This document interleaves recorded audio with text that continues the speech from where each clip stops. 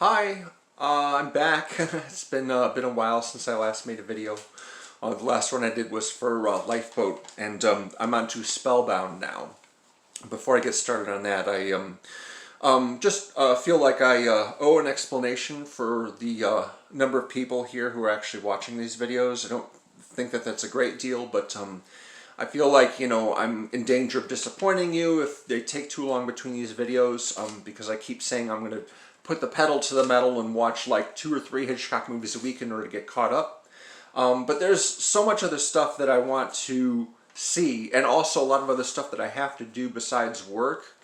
And so I don't know if that's really sort of realistic of me. So what I'm going to do instead is say that I'm going to watch at least one Hitchcock movie and make a video on it every 2 weeks, which means that the series is going to go into next year. But hopefully that will make things more consistent, and if I have time to do more than that, if I have time to do, an extra Hitchcock movie in a given week that I wasn't planning to, then I will do that.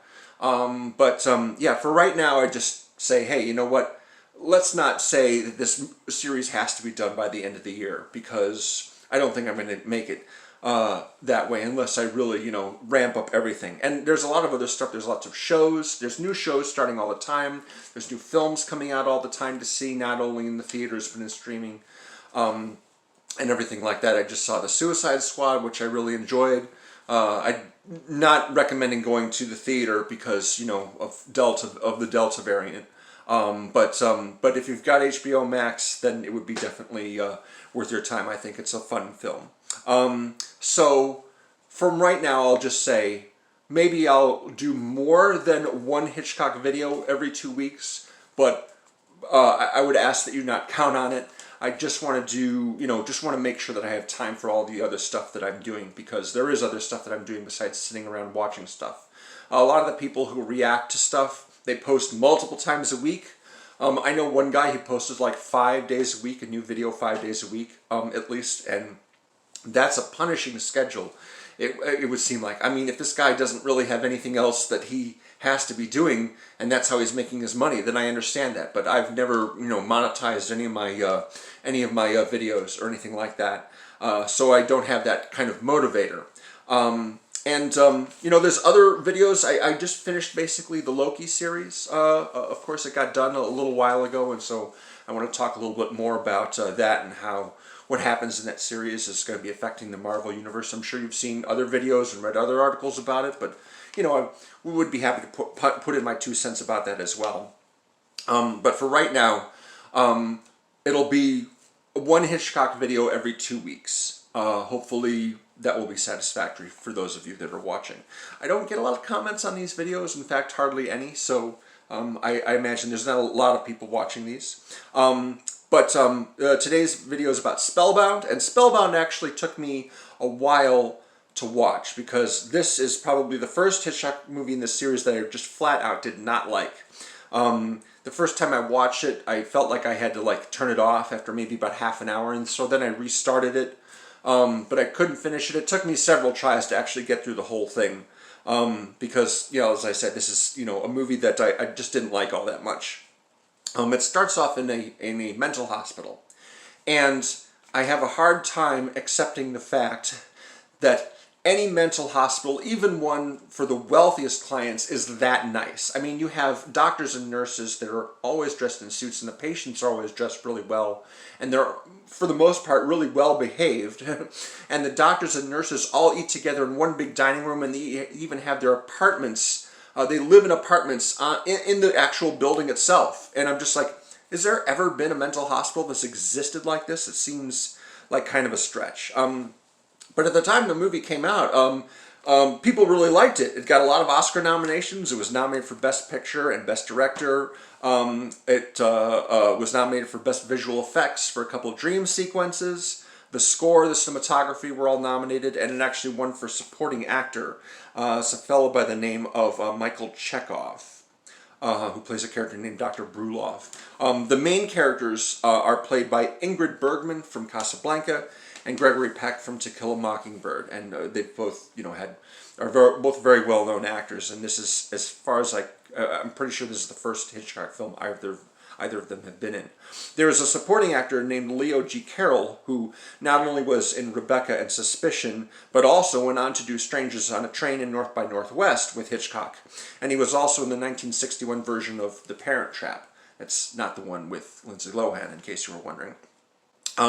So, like I said, this movie starts off in a mental hospital, and Ingrid Bergman plays Constance, a doctor who's there basically treating patients and also living on the grounds. The boss, basically, the guy running the facility, his name is Dr. Murchison, I think, Dr. Murchison, and he's about to retire, and the facility is about to be taken over. There's going to be a new head of the facility. His name is Dr. Anthony Edwards. Yeah, he's got an extra E in his name, but I thought it was kind of funny that his name is the same as the actor Anthony Edwards, or at least it's pronounced the same way. So they're all talking about the fact this new guy is going to arrive, and then Gregory Peck arrives, and he's like, you know, I'm Dr. Edwards, nice to meet you all, and they're like, hey, you're so much younger than I thought you'd be, and Ingrid Bergman was like, oh my goodness, he's so handsome, and they sort of hit it off right away. Then it comes out that he's not actually who he claims to be. There's a misunderstanding involving Dr. Edwards' assistant at his old practice. And when she calls and Gregory Peck picks up the phone and talks to her, it's like, sorry, I have no idea who you are. And then Ingrid Bergman compares his handwriting on a note that he wrote her with a signed copy of his book, which they have on site, and realizes the handwriting is the same and says this guy is an imposter. Now, as the story progresses, as it turns out, Gregory Peck's character has had some sort of traumatic event, and he now has amnesia and doesn't remember who he is.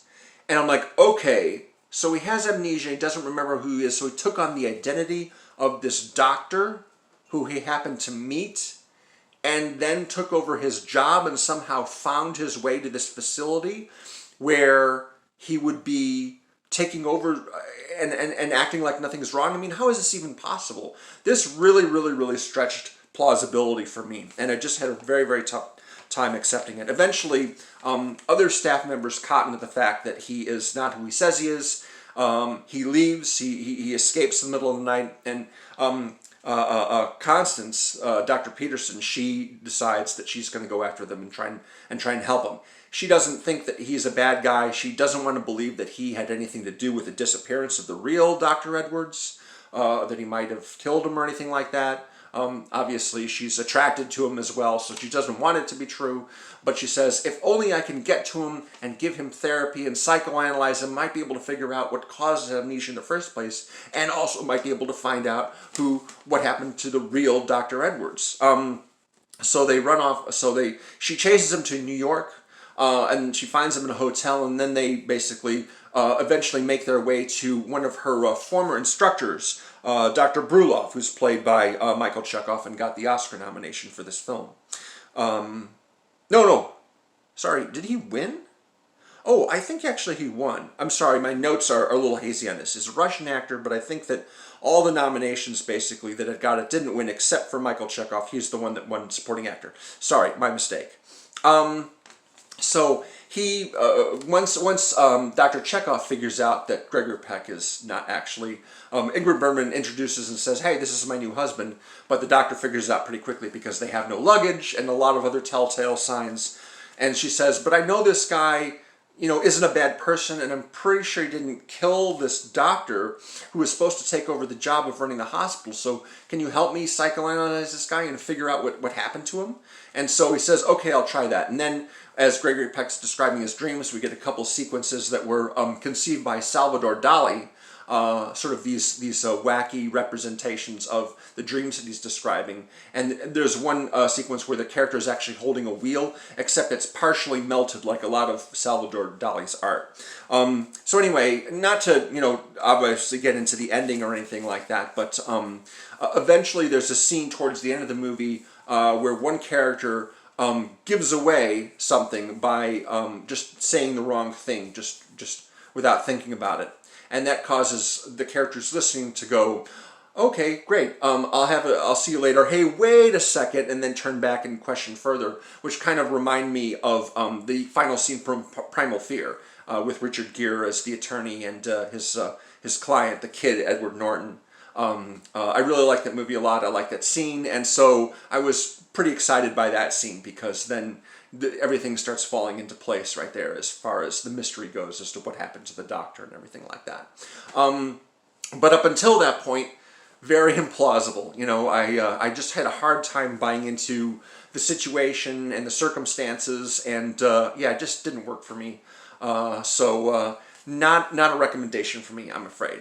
But the next one, the next Hitchcock movie I'm going to see is Notorious, and I'm planning on seeing it this week, so I might have a video later this week if I have time, and there's no reason really why I can't make time if I'm, you know, but like I said, I'm kind of lazy and have other stuff to watch as well, so I wanted to get this out of the way at the beginning of the week so that there might be time to post a new video. Yeah. Right. Sorry. There's a playlist as to all the Hitchcock videos, with all the Hitchcock videos that I've done so far. That's linked below in the description. And there's also a link to my Facebook page where you can find all my new videos, limited though they are. Thanks very much for watching, and I'll see you in the next one. Later.